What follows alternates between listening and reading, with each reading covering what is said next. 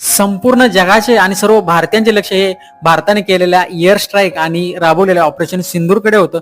तोपर्यंत मित्रांनो रोहित शर्मा आपल्या इंस्टाग्राम स्टोरीमध्ये टेस्ट क्रिकेटमधून निवृत्तीची घोषणा करतोय अशी एक तो स्टोरी पोस्ट करतो. मित्रांनो बघितलं असेल तर ही स्टोरी पोस्ट झाल्या सर्व क्रिकेट चाहते आणि क्रिकेटमध्ये एकच खळबळजनक बातमी पसरली. कारण रोहित शर्मा रिटायरमेंट कशी काय घेऊ शकतो.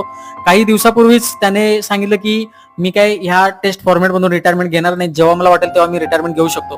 मित्रांनो आपण बघितलं असेल तर त्याने हेही सांगितलं की मी वन मध्ये मी कॅप्टन्सी पद आहे ते मी त्याच्यामध्ये खेळत राहीन. पण मित्रांनो बघितलं असेल तर एक तरी त्याने मॅच खेळून ही जर रिटायरमेंट घेतली असेल तर आपल्या सगळ्यांना, आपले त्याचे जे चाहते आहेत त्या सगळ्यांना खूप आनंद झाला असता. पण ही जी बातमी ऐकून फॅन्समध्ये खूप नाराजीचं वातावरण आपल्याला पाहायला मिळते. कारण आपण बघितलं असेल तर IPL मध्ये सुद्धा अशीच त्याच्याकडून कॅप्टन्सी काढून घेण्यात आली आणि आता सुद्धा रोहित शर्माने टेस्ट मधून त्याने निवृत्तीची घोषणा केली.